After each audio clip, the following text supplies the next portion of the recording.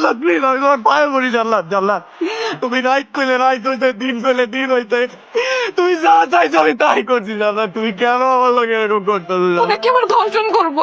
এই জান্নাত তুমি এগুলো কি কইতেছো আর তুমি না আমারে ভালোবাসো চেয়ারম্যান সাহেব আপনি কি ওর ফালতু কথা শুনবেন নাকি ওর গলায় জিতার মালা পরায়া ওরে পুরো গ্রাম ঘুরাইবেন চুপ কর জান্নাত তুমি কি চাও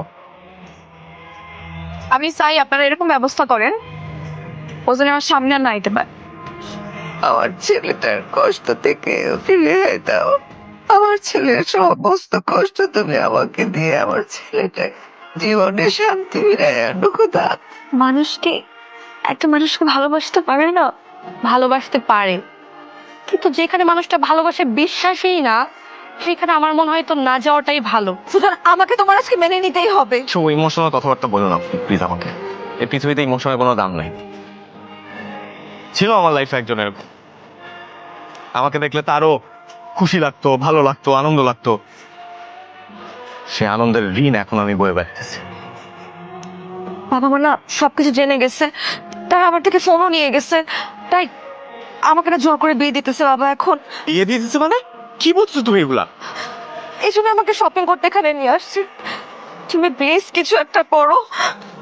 আমাকে তুমি তো বলে নাই রিয়াজকে বলছিলা? ও রিয়াজ আমাকে কিচ্ছু বলে নাই। আচ্ছা ঠিক আছে, তুমি এখানে কেন আসছো?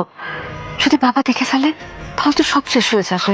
কি করবো বলো আমি তোমাকে কোনোভাবে খুঁজে পাইতেছি না তুমি নিজেও আমার সাথে যোগাযোগ করতেছো না আরে বাবা, তুমি এমন ভাবে বলতেছো যেন আমি সত্যি সত্যি হারাই গেছি।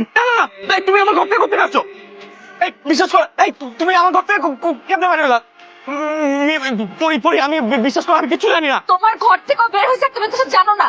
বিশ্বাস করো আমি কিচ্ছু জানি না নাটক করতেছো। পড়ি পড়ি আমি কিচ্ছু জানি না তুমি বিশ্বাস করো এই তুমি সত্যি কথা বলো না কেন তোমার সাথে আমার কোনো কথা নাই যাও এখান থেকে ভাই আমার মনে হয়েছে তোমার এই কথাগুলো জানানো দরকার। আমি ভাবছিলাম আমি বাবার সাথে ওর বিষয়ে কথা বলবো, আমার বিয়ে ক্যান্সেল করব, কিন্তু যেভাবে আমার ইগো হার্ট করতেছে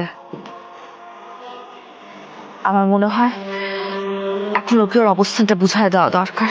আমানের সঙ্গে বিয়ে ঠিক হয়ে আছে, এই সব কিছু জানার পরেও অন্য একটা ছেলের সঙ্গে প্রেমের সম্পর্কে কিভাবে যাও? আমি কি কখনো বলেছি বাবা আমানকে আমি বিয়ে করব না? তুই আমানকে বিয়ে করবি, তাহলে ওই ছেলে? প্রেম করলেই যে তাকে বিয়ে করতে হবে এমন কথা কি পৃথিবীর কোথাও লেখা আছে বাবা?